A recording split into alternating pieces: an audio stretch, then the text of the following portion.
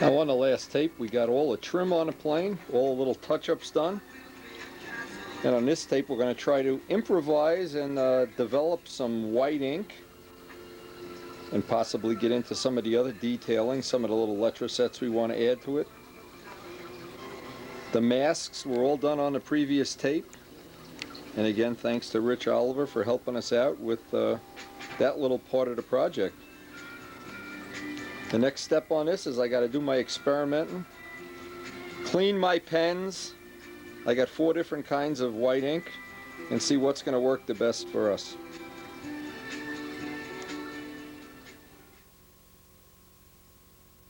I usually have more pens. I must have 6 sets of pens. None of them are complete. None of them are clean.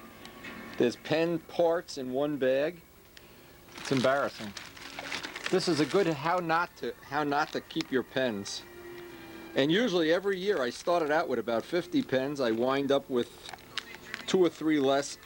The trick is clean them when you're done with them, but I've never done that, to be honest. But then every year when I start this phase, the first thing I have to do is spend an hour cleaning pens. It's embarrassing. Well, as promised, one more snowstorm. Now really, this Tigercat, this whole project of the Tigercat, it's been one snowstorm after another. But we managed to use the time because really if we had flying weather we'd probably be tempted to go out flying. No chance that's going to happen. We're supposed to get 3 to 5 inches of snow, so we're going to have plenty of time to do our ink work. We're going to have plenty of time to clean all these disgusting pens that we have for all these years. What a job.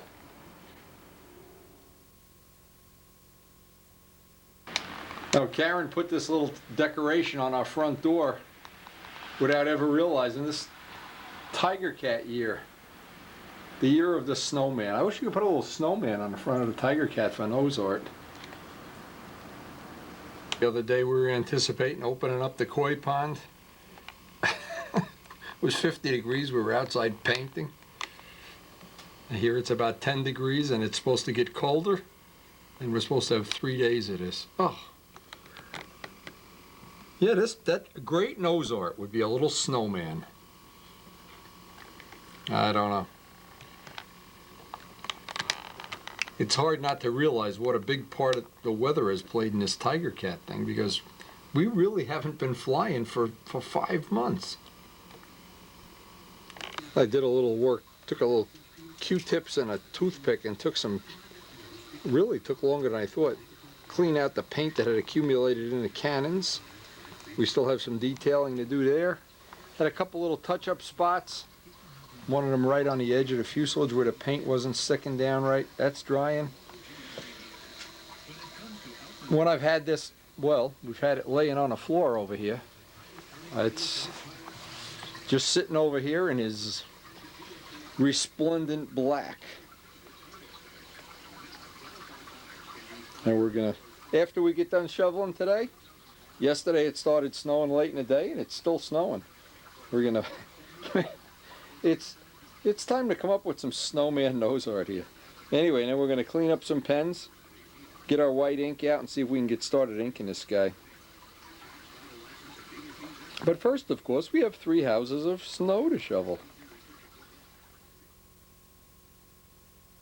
One of the things I wanted to do, and I've already done some of it, I wanted to go up to the Spitfire bedroom with a notepad, make a note of all the ink line detailing that I liked, and make another note of all the things I didn't like. I also want to go back and forth on the bombers with the shading, some of the detailing we did, like the little rivets, the small rivets, the big rivets. Each one of these has unique detailing. There's no rhyme or reason, no set pattern. But at the end of it, I look back at some of the things I really like. Canopy detailing. I want to get a lot of rivets around that canopy. And so by having some examples of stuff to look at, and if you didn't have a plane that you've already detailed out like this, of course the next best thing is a video of the Nats at appearance judging. And looking at some of the scale lines, I know we're not going to be able to do all scale lines, but we're certainly going to try to do some of them. and then we're going to try to get less over for a day. And doing a wing is usually real handy if you can get a second guy, but if we can't get them, hey. Now the Seafire was probably the most intricate of the ink line jobs that we've done, but I've always had a general rule. The general rule is if you're not sure how many letter sets and ink lines to put on a plane, if you're not sure, make it one less rather than one more. This white ink work on Warren Walker's plane. Again, the white ink tends to be a real pain, but in this case, if the airplane is black, you don't have many choices. And I always thought the ink work that was on this, especially the tail, when I look at it and it's hanging upside down up in a Spitfire bedroom, and you haven't seen it for a while, you go look at it and it just jumps out at you. That white ink really turned out to be one of the focal points of this plane. So we're going to try to make the best and make this one the best of all of the ones that we've ever done with the white ink. But again, time will tell. And the first thing is getting those pens clean. Oh, I go into my pen cleaning routine, but basically these have been sitting in Windex for 3 days, and Bob Martens years ago used to take my pens every year and clean them and return them to me, and I'm just not real religious about cleaning them. But when you're not religious, what you have to do is pay the price, and then when you're ready to use them again, let them soak a couple of days in Windex. So, what I like to do is always look at what letter sets I liked, what I didn't like. What seemed to look good, prototypical, what didn't look so good, what looked out of scale. The little very subtle rivet lines, I really like them. Again, just having some ideas about what you want to do before you actually jump in with the pen. And the worst thing in the whole world is to just put lines all over the plane like it's a road map. You have to have some idea of what a real airplane looks like. Even if you're doing a traditional plane, it's better to look at what a real plane looks like and try to replicate some of that. In our case, especially on a wing, we have some idea of what the real airplane looks like. The fuselage, I'm sure we're going to have to improvise some, because we've changed the scale of everything, but we really would like to get it similar to what it looks like. Just similar is okay. I don't have to follow every ink line in every dimension, but I'd like to have it somewhat close. So I would guess the first thing anybody should have if they run out and buy one of those books, that the walk-around books that show what a typical plane, you know, a single engine or a twin or whatever, what some of the ink lining or panel lining would look like on a real plane. That'd be a good starting point. And you'll have plenty of time while your pens are soaking and you're trying to get them clean.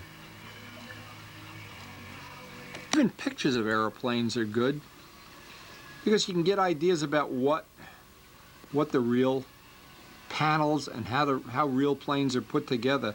And what I think is really terrible is when you take a perfectly good stunner and ink line it from an architectural template that has just unrealistic things and squares and circles and things that don't belong. Fuel tanks on top of the rudder, no steps on the bottom of the wing. You really should make some attempt at making it somewhat realistic anyway. The best of all worlds is if you can get a partner or somebody who's good at inking to give you a hands-on instruction, and if that doesn't happen, let's hope that you can pick up some tips off of this video that'll help you ink your plane to the point where you can help other people. Before I start any ink job, there's a couple of things I do that they all make sense. Now, anybody that's seen the video, seen my hands are in pretty rough shape most of the time from doing the normal shop work with epoxy and sanding and grinding.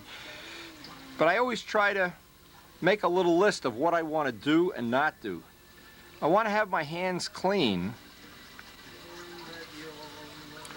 and this will be pretty obvious as soon as you start inking. Or even better, gloves. Little surgery gloves, glovers. The biggest problem people get in when I see a new guy doing ink is, first off, they go comb their hair, get the hair tonic on their hands, and go, or in Woody Midgley's case, he uses hand cream and then goes handles the plane. Okay, so one of the things you don't want to have is contamination.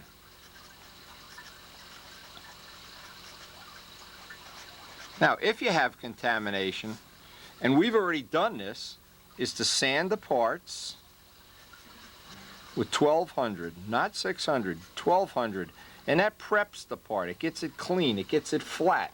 In the case of, just to give an example, this is the part that we're going to be working on soon. It's got a dull, flat surface. This is an important thing to remember, because usually when you go in to do an ink line and it starts looking like this, what happens is you're hitting little spots of contamination. So if you understand, the objective here is don't get the part greasy, don't get it dirty, get your hands clean or use gloves.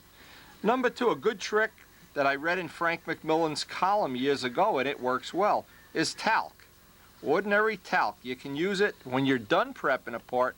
Wipe the part with talc. Now the minute I see that I have little spots in the ink lines, I resort to using talc.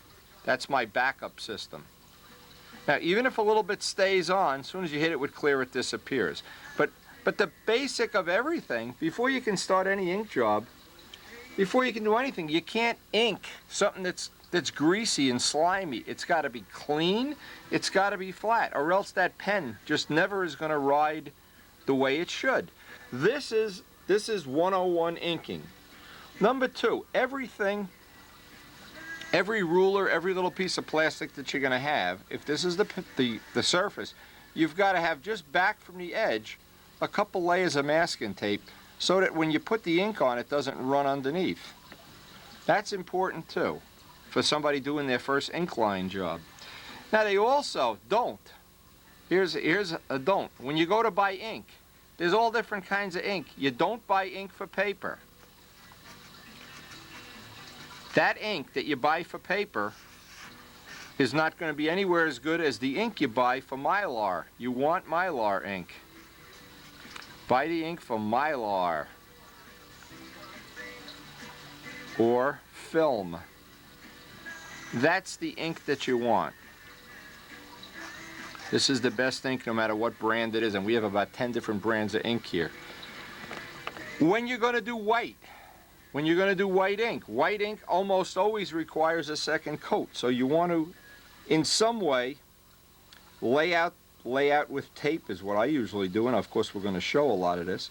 We lay it out with tape, and then I'll get my line, I'll get the line coming in this direction so they meet. I'll let it dry. Then I'll go over the line a second time if necessary to get it really white. Well, with black ink you almost never have to do that.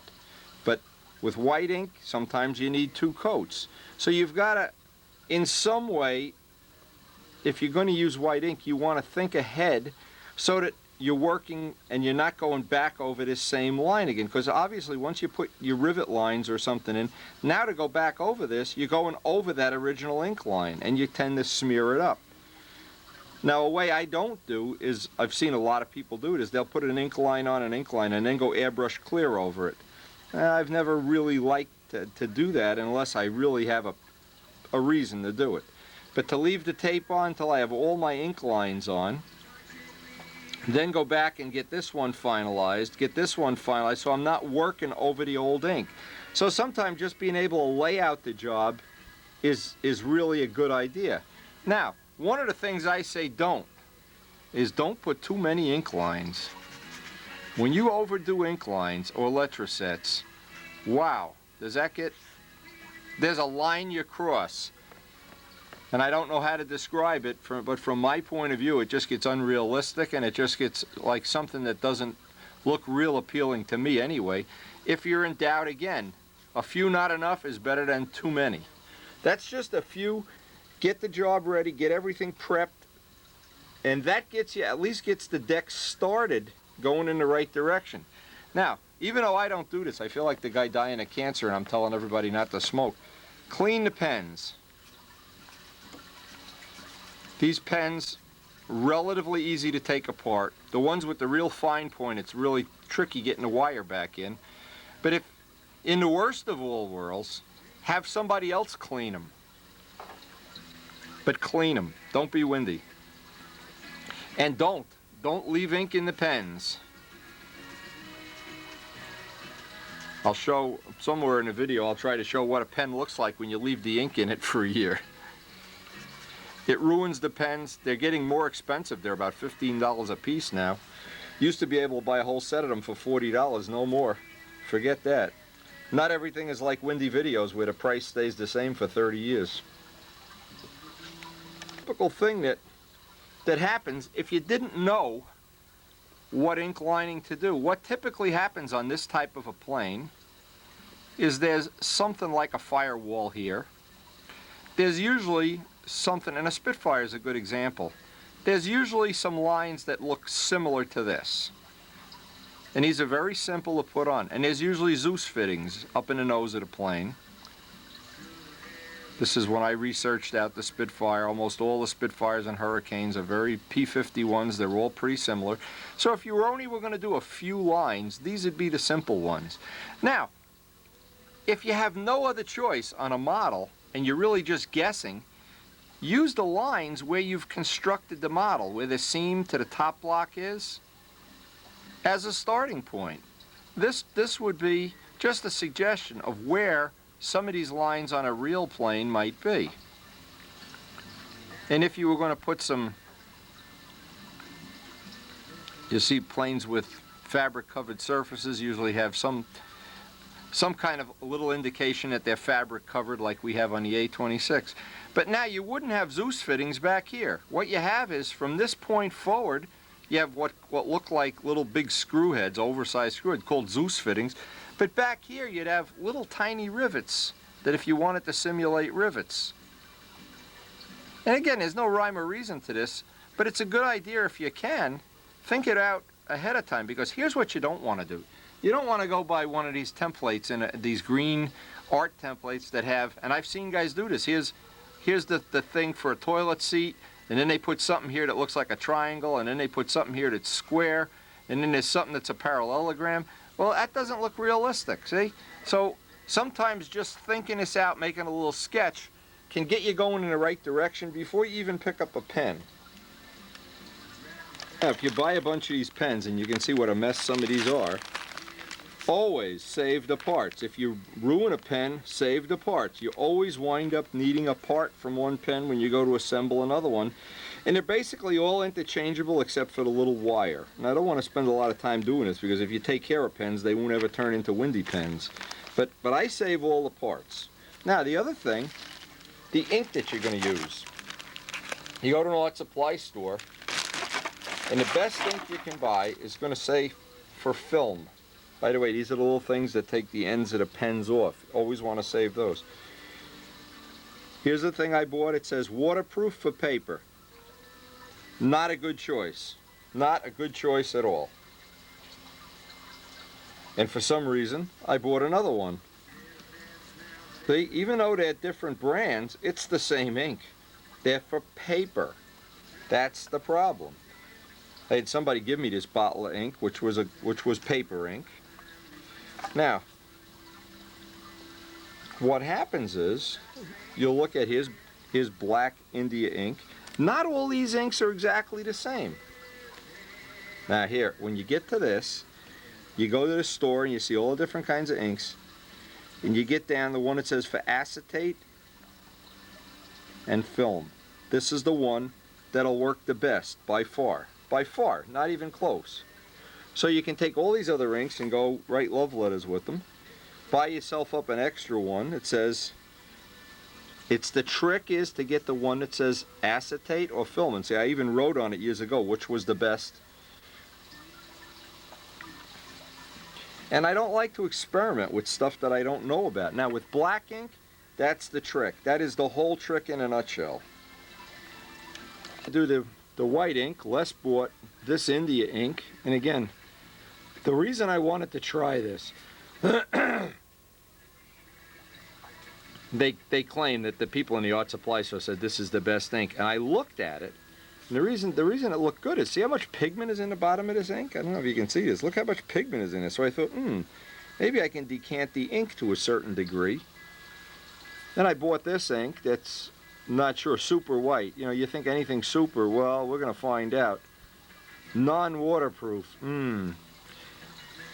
But then we came across, this is the stuff we had for the Spitfire, and it seemed to work the best.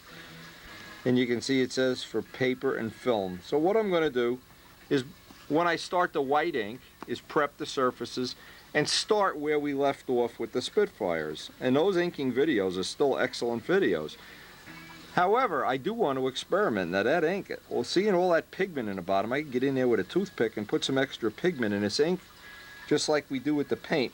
So, but I can't emphasize again enough that you'll just save yourself a lot of aggravation if whatever ink you use, it says for paper or film. Now everybody thinks, and even I've done it, you're going to go to an art supply store and find pens that you don't have to put ink in. They'll already have the ink in. And yeah, there are some, and some you can make work, but boy, is that a hit or miss thing. What really is the thing that always works for me, has worked. These pens are Rapidograph. They're about $15 a piece. This number tells you how big the tip is. If you clean them, this one's coming apart. And keep a little bit of water in the cap. I like to put Windex in there. You see how sloppy that is? But it keeps the tip from getting all smeared up and everything. And makes storing them a little bit more realistic. So you wind up that you do, at the end of the season, you do have a few pens. If you're going to use them a week later, just put a little bit of Windex in. There's a little sponge in the end of this cap.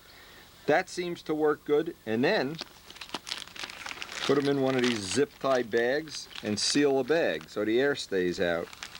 Now, may seem like that's a lot of work, but in the past, a lot of people that have been in the shop and tried to do an ink job and didn't follow the simple rules. They were going over contaminated surfaces, using the wrong ink, using the wrong pens. They got very frustrated.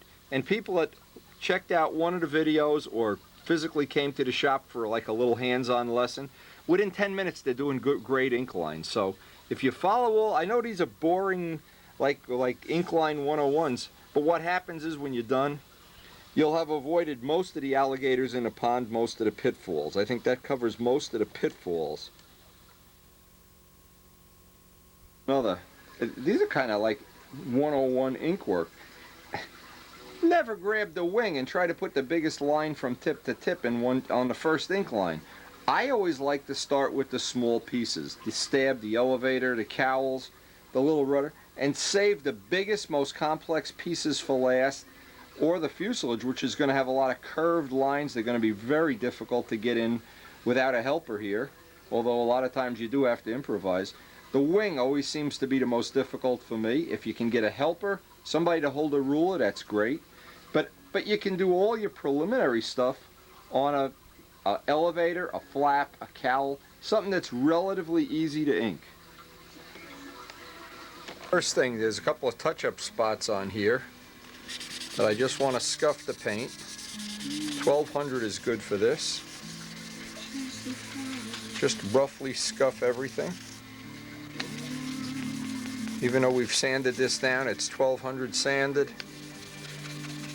I don't want any shiny paint on here. It'll just make the ink a little bit more difficult to put on. Now, the most important thing, again, is that you don't get the part contaminated with fingerprints and hand cream and motor oil and hair tonic and whatever. Now, white ink is a lot more difficult. On a scale of 1 to 10, it's probably 3 or 4 times more difficult than using black ink. So if this is the first time you've ever done a real ink line job, my suggestion would be really start with all the black ink areas. But white ink looks so dramatic when it's done well, and because it's difficult to do, relatively difficult, what happens is you go to a contest, a Nats or whatever, and your plane stands out in the crowd because everybody else has relatively similar things, and yours hopefully would be just a little bit different. Now, the first step on any of these jobs, and I'm going to detail out step by step doing one little part. This is another reason I like take-apart planes or ships where you don't have the parts all in one piece. The first thing I need to do is take some 1/8" tape and lay out what the ink lines are going to look like. And this acts as a guide for the whole inking operation.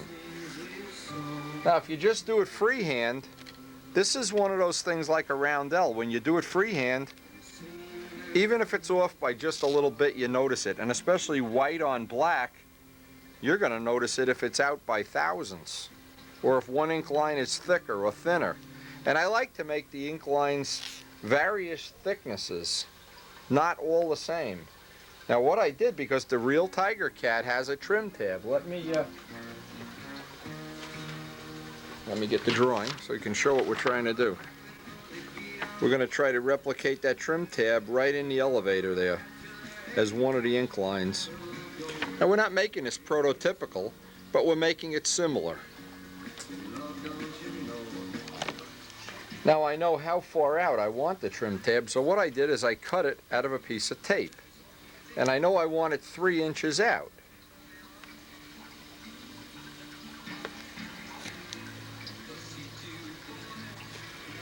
And I've cut it just the thickness of an ink line thinner.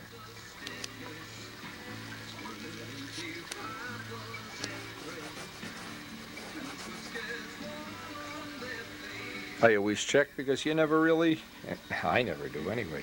Now the other thing, the tape acts as another little benefit, is you can get all your lines parallel. Now remember, it may not be obvious to somebody when you're looking at it, you're not too critical, but the people that are going to be judging planes at the Nats, you know, they're critical about these things. So what I want to do is, now I have an ordinary gel pen, and I want to mark off. In fact, I'll do the bottom first. Can mark off exactly where we're going to have these. Now this is important because when we put the elevators on the stab, I want the same line. We're going to have rivets on the stab. I want these what amount to be on the real plane rib lines to extend into rivet lines. So it just takes a little effort to get this really right. And inking is one of the things that when it's right, boy, it makes a plane look so much better. And when it's wrong, boy, I've seen some planes that, some of them are my own too. When I look at them, I think, what was I thinking when I put that last 72 ink lines on? Okay, so now we have equally spaced. That should keep all the lines parallel, in theory. Now, the most difficult part of anything like this is the curved surface out at the edge. Now, if you notice, I want this tape to bend around just a little bit so I don't get the template screwed up. Now, notice how the edge of this